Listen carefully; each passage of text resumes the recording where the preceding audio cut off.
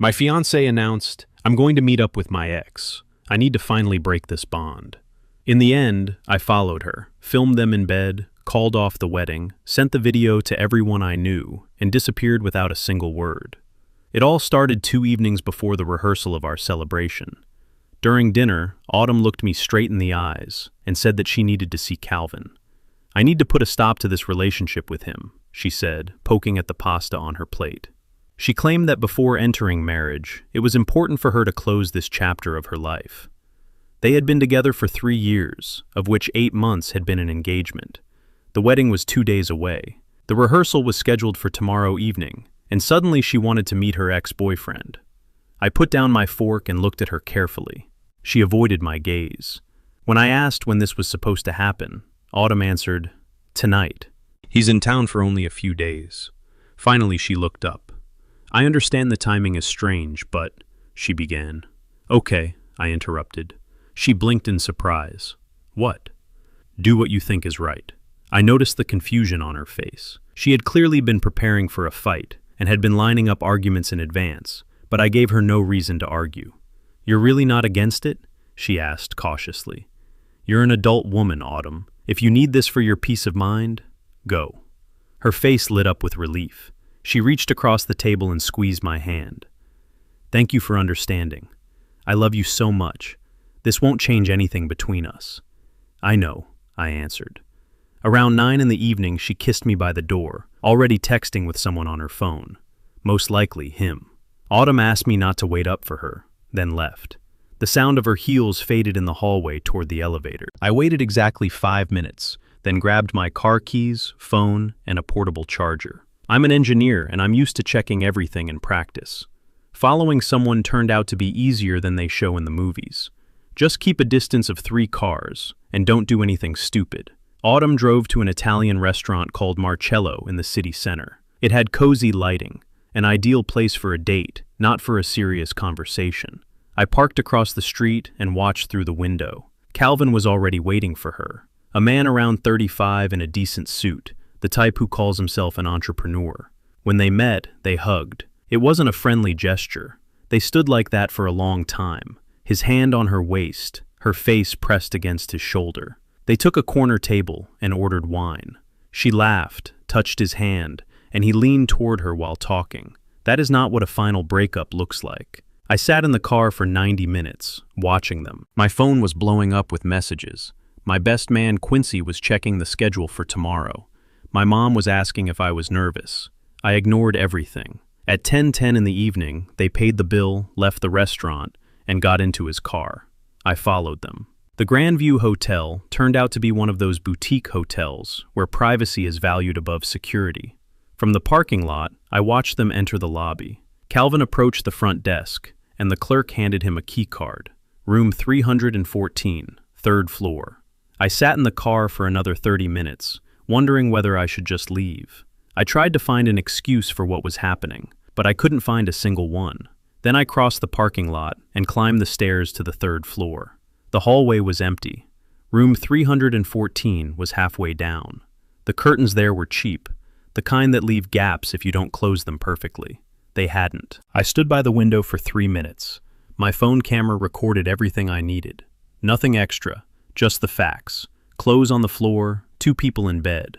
Autumn's face was clearly visible in profile, his hand in her hair. In the corner of the screen, the timestamp glowed, 11:13 at night.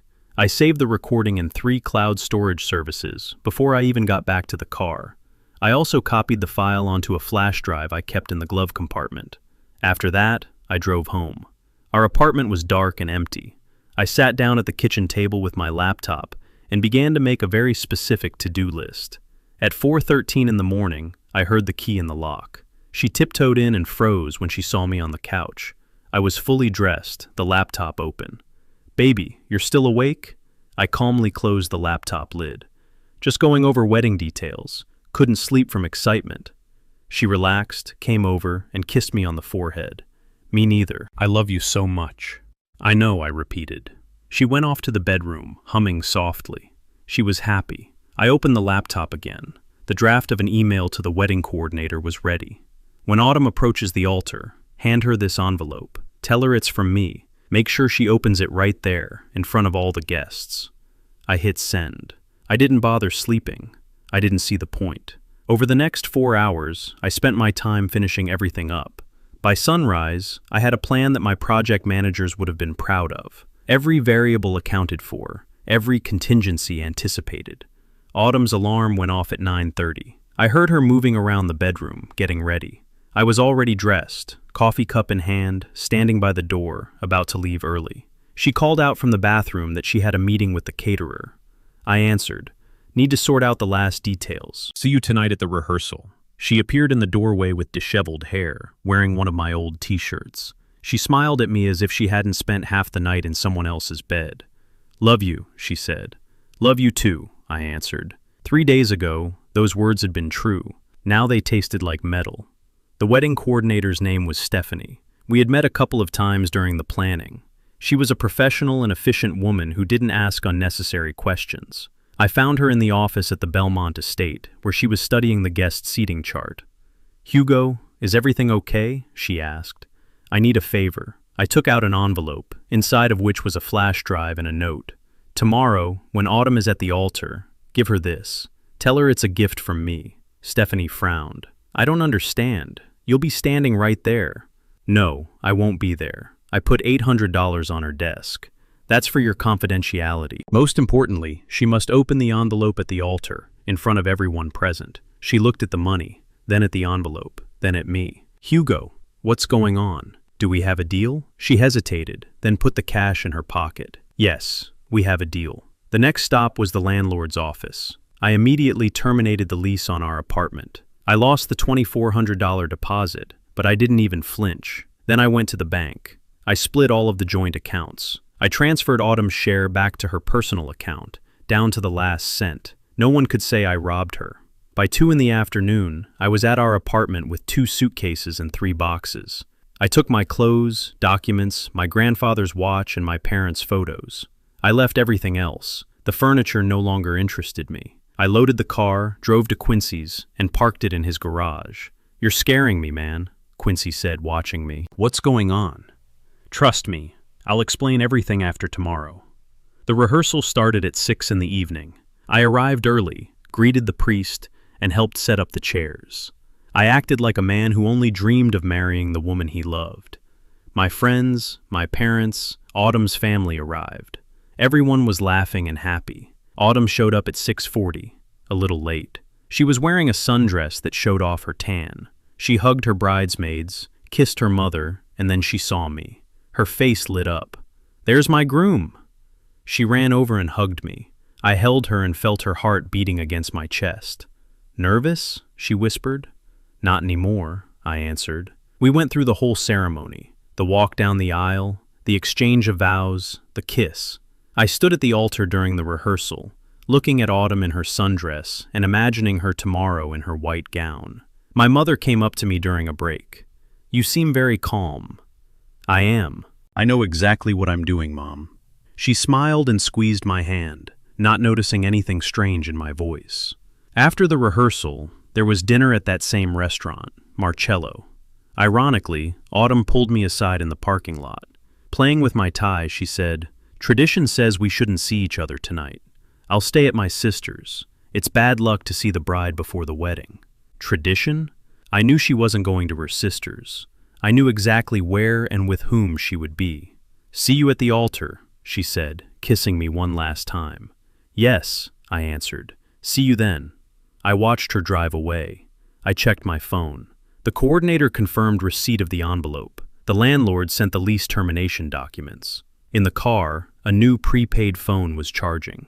I entered the apartment for the last time, took my grandfather's watch from the nightstand, and left my key on the kitchen table next to an unfinished bottle of wine. Then I booked a hotel room on the other side of the city and sent a message to Quincy with the new number. "Tomorrow, no matter what happens, don't ask questions. Just trust me." He immediately answered, "Dude, what the hell?" I didn't answer. I just turned off my old phone and threw it in the bedside drawer. My alarm went off at 6:30 in the morning. Wedding day. I showered, shaved, put on my suit, and drove to the Belmont estate. I arrived at 8 in the morning. 3 hours before the ceremony was set to begin. Quincy and my brother Felix were already there and looked confused. "Why are we so early?" Felix asked. I pulled them aside from the workers arranging flowers. "In about 3 hours, everything is going to blow up," I said quietly. "I need you both to trust me and not interfere. Can you do that?" Quincy's face became serious. "Hugo, what have you done?" "Nothing yet." I handed Felix a sealed letter.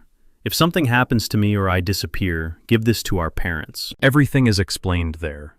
"You're scaring me," Felix admitted. "Good. That means you're listening carefully." By 11 in the morning, guests had begun to arrive.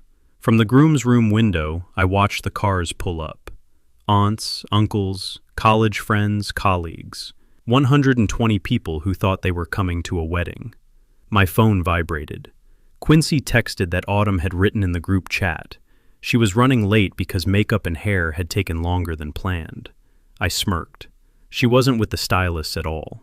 At 7 in the morning, the friend finder showed her location, the Grand View Hotel, room 314.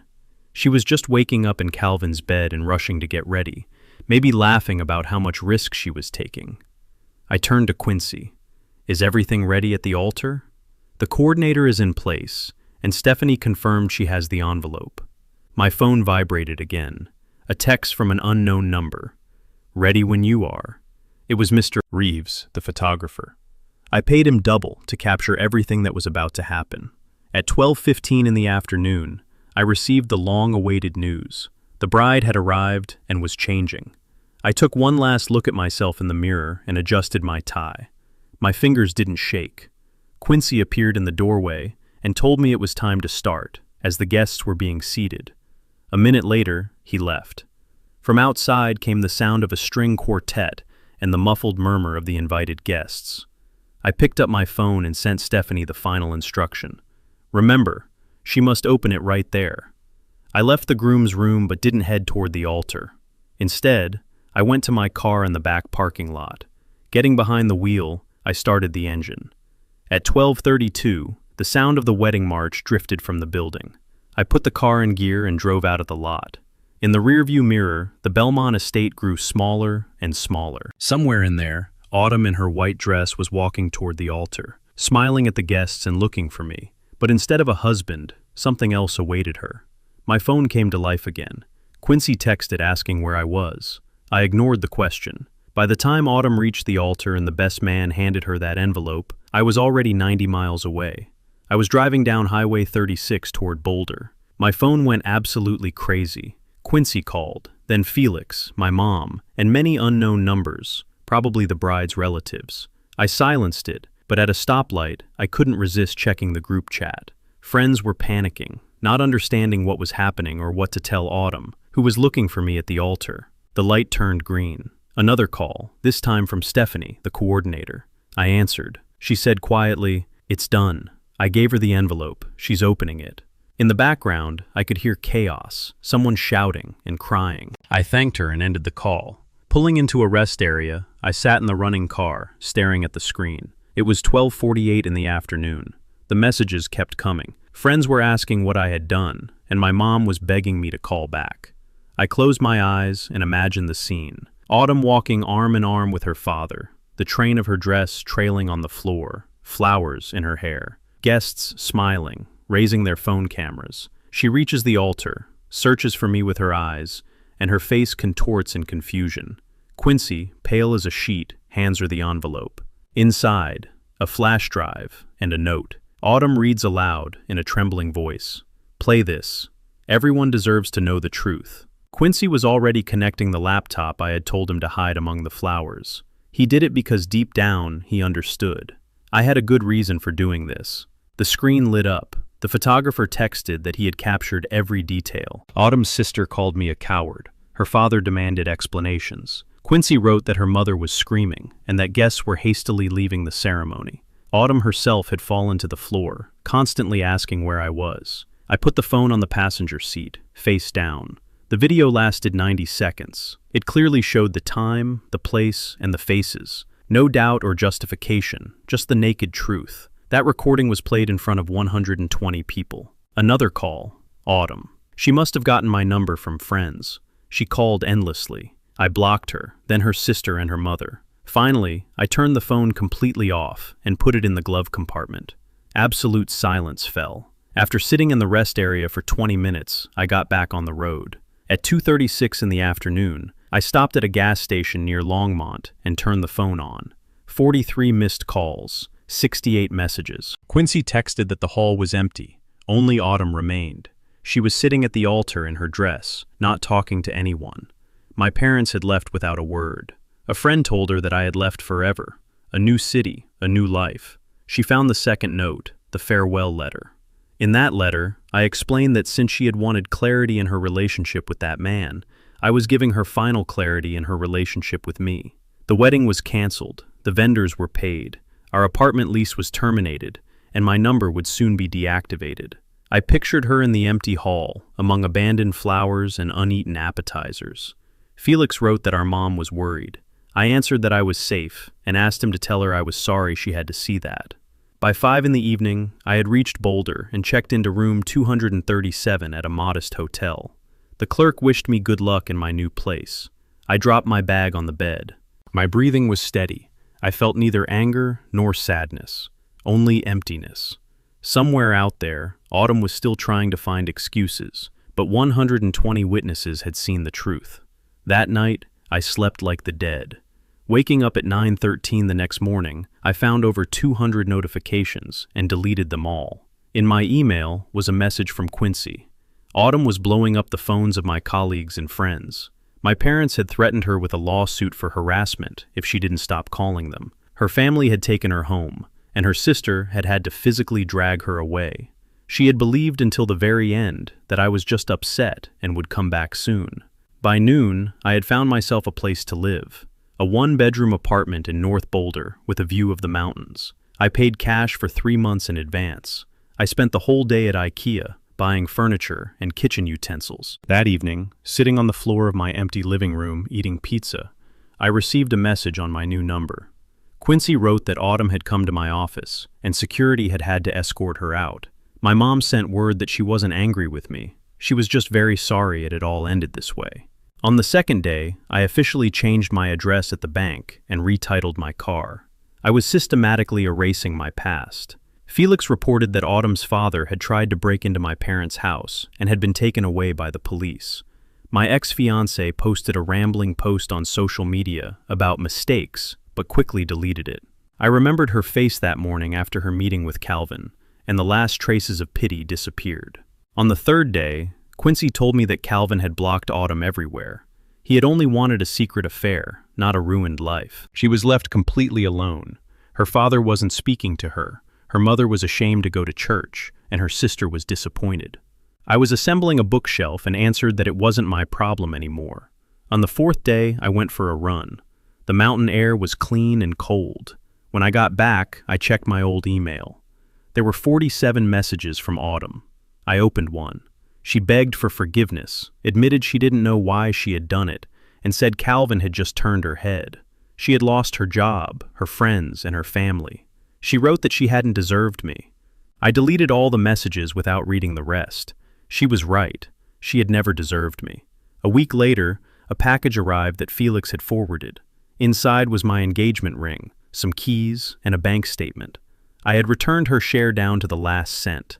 $23,650. I had kept $39,329 for myself. Also inside was a check for $1,200, a donation to a shelter for the amount I had planned to spend on my ring. Attached to the check was my note. I gave you 3 years. You gave me clarity. We're even. My phone rang from an unknown number.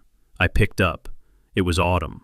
In a broken voice, she whispered that she had just wanted to hear my voice and make sure I existed somewhere. She said she had received the package and the ring, the keys, the bank statement confirming that I hadn't taken a single extra dollar, the donation receipt, the note, and then silence again. You really thought of everything, didn't you? Her laugh sounded bitter. Even while destroying me, you remained honest, precise, flawless. I should have hung up, blocked the number, and been done with it, but something kept me on the line. I won't call again, she said softly. I promise. I just needed you to know. I understand it now. You didn't disappear out of cruelty. You left because staying would have meant settling for less than you deserve, and you're too smart for that. I heard her uneven breath. I hope you find what you're looking for, Hugo. I truly hope so, and I hope she knows how lucky she is. The line went dead. I stood there with the phone pressed to my ear, listening to the dial tone. Then I noticed a second envelope in the package, which I had missed. Small, cream-colored, with my name written in Autumn's hand. With trembling fingers, I opened it. Inside was a single photograph. Our first day, 3 years ago. We were at a street fair, eating dessert and laughing at something that was out of frame. Her head on my shoulder, my arm around her waist. We looked so happy. On the back, written in fresh ink, "I'm sorry, I forgot what that felt like." I held the picture for a long time. I walked to the trash can and raised my hand over it. My palm trembled. After 30 seconds, I put the photo down on the table and walked away. I couldn't. Not yet. The photograph stayed in sight for 3 days. I passed by it every morning and every evening. I didn't touch it, but I didn't throw it away either. On the 4th day, I put it in a drawer. Out of sight, but not out of heart, though that was enough. On Monday, I started my new job, Senior Water Systems Engineer for the City of Boulder. The team was small, professional, and drama-free. My boss assigned me a project to upgrade the city reservoir's overflow system and left me alone. It was exactly what I needed. At lunch, I ate at my desk and checked my old email one last time before permanently deleting the account. One new message. Subject: latest news, I promise. An email from Whitney, Autumn's sister. Hugo, I know you don't want to hear from any of us, but I decided you should know what's happening. Not because I think you care, but because you deserve to know that the consequences are real. Autumn left the state, I think for Arizona. A new job, a new city, trying to start over. Dad still isn't speaking to her. Mom sends short messages every few days. I told her I need time. I can't look at her without remembering what she did to you, to our family, and to herself. She's in therapy 3 times a week and has started taking medication. I'm not writing this for sympathy, but so you know, she's paying her price and will be paying it for years. The wedding video got out onto the internet. I don't know how. Maybe a staff member or a guest. Now it's on TikTok, Reddit, everywhere. Bride exposed at the altar. Millions of views. The comments are ruthless. She had to delete all her social media. I don't forgive her, but she's still my sister, and watching her crash is hard. You did what you had to do. I understand. I'm not angry at you. Take care of yourself, Whitney. I read the message twice. The video had been leaked, not by me. I didn't need that, but someone had done it for me. Now Autumn's shame was no longer private. It was public, permanent, viral. Part of me felt satisfaction. Another part felt absolute emptiness. I deleted the email, then the account itself. I waited for the confirmation. Account permanently deleted. Done. Week 3 in Boulder. I signed up for a rock climbing gym. My instructor's name was Priya. She was around 25, a civil engineer with a dry sense of humor. She taught me how to belay properly, corrected my footwork, and didn't ask unnecessary questions. After the second session, she suggested getting coffee. We sat in a cafe nearby. She ordered an Americano. I ordered black coffee. "You're new to Boulder," she said. It wasn't a question. "How did you know?" "You have that look, like you're still getting used to your surroundings." Fair enough. Running from something or running towards something? I thought about lying, but decided to be honest. Both. She nodded, not pressing for details. We talked about work, climbing routes, and Colorado's unpredictable weather. She was easy and comfortable to be with. As we said goodbye, she said, "Same time next week?" "Yes, I'm in." Week 4. Quincy called. "I've been subpoenaed," he said. I was assembling a desk in my apartment at the time.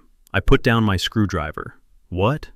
"Autumn filed something. A civil suit or a complaint for harassment. I'm not sure. She's claiming emotional distress, saying you orchestrated a campaign to humiliate her publicly. Her lawyer reached out to me as a witness." I clenched my jaw. "Is she suing me?" "Not yet. The lawyer is testing the waters, trying to gather evidence. But man, she's desperate. She's lost everything and is looking for someone to blame." "Let her blame herself." "I know. I told her lawyer I wouldn't cooperate. Felix said the same. Your parents were called too. They told them to get lost." I exhaled slowly. What does she want?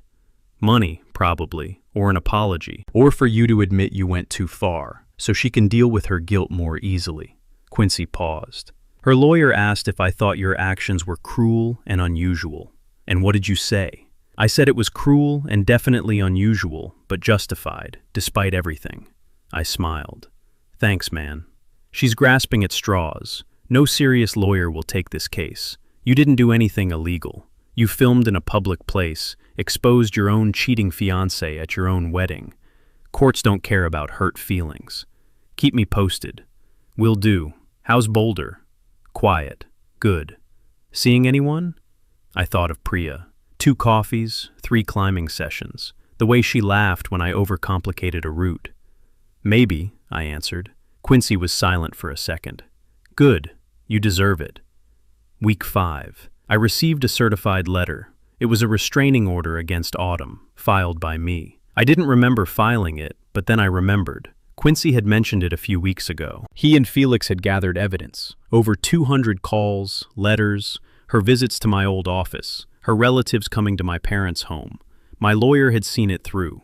The order was simple. Autumn was forbidden from contacting me directly or through third parties for 12 months. No calls, letters, messages. Violation would result in legal consequences. Attached to the document was a handwritten note. Hugo, I thought you should know that it's all done. She was served yesterday. Her lawyer tried to object, but the evidence was undeniable. You're protected now. She won't be able to reach you, even if she wants to. Your lawyer. I put the paper in my desk drawer. Next to the photograph I still hadn't thrown away. Week 6. At the climbing gym, Priya asked me out on a date. Dinner, she said, adjusting her chalk bag. A real dinner, not coffee, like a date, if you're into that sort of thing.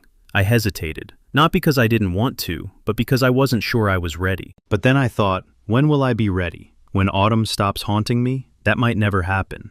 Yes, I agreed. I'd love to. She smiled. Saturday. I know a great sushi place.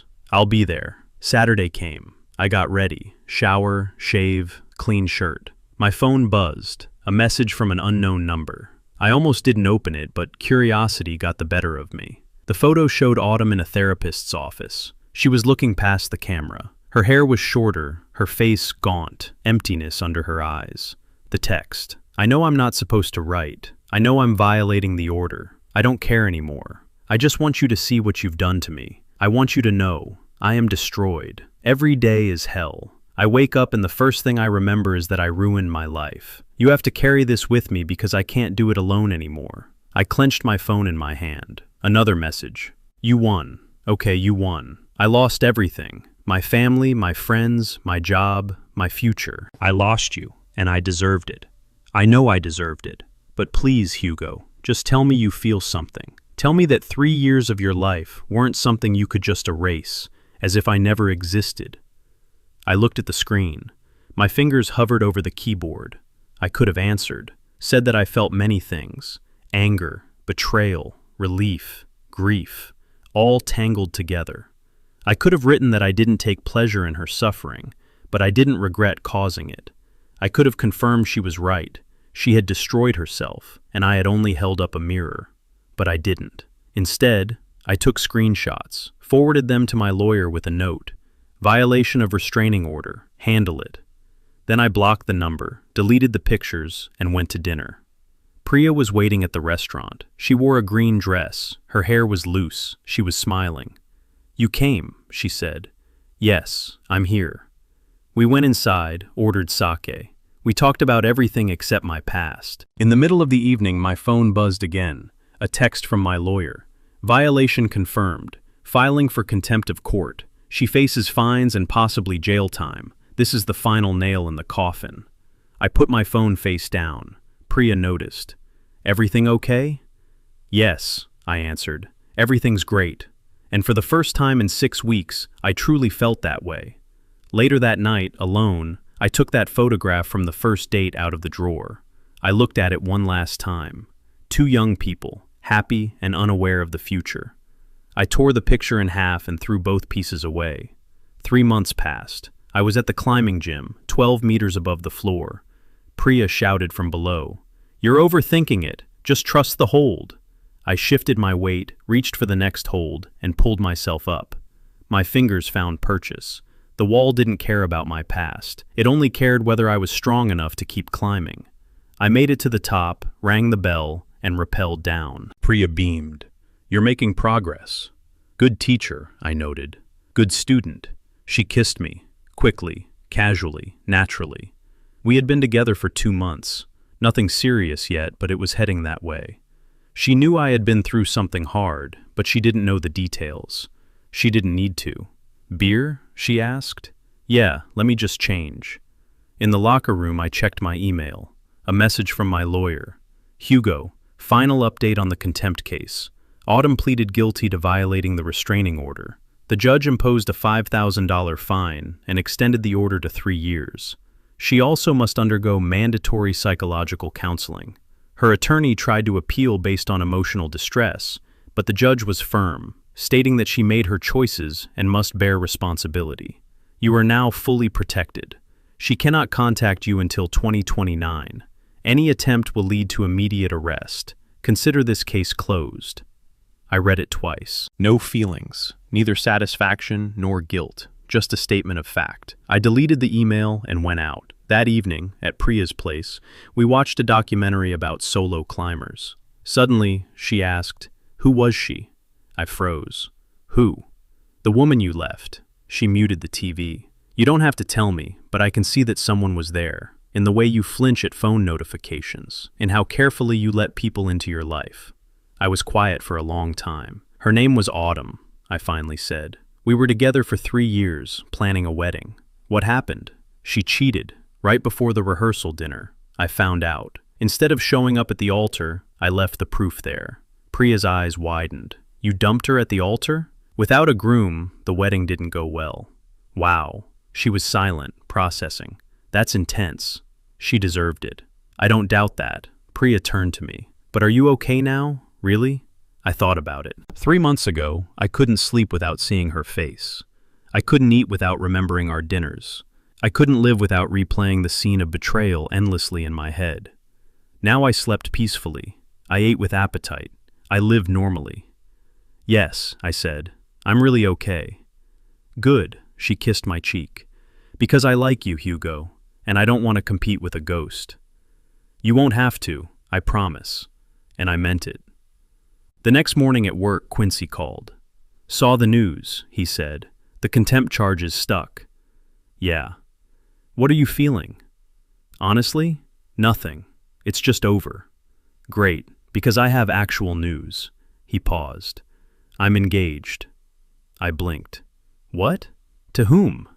"Remember Melissa from college? We reconnected at a mutual friend's wedding, ironically, and it just took off. I proposed yesterday." "Quincy, that's amazing. Congratulations."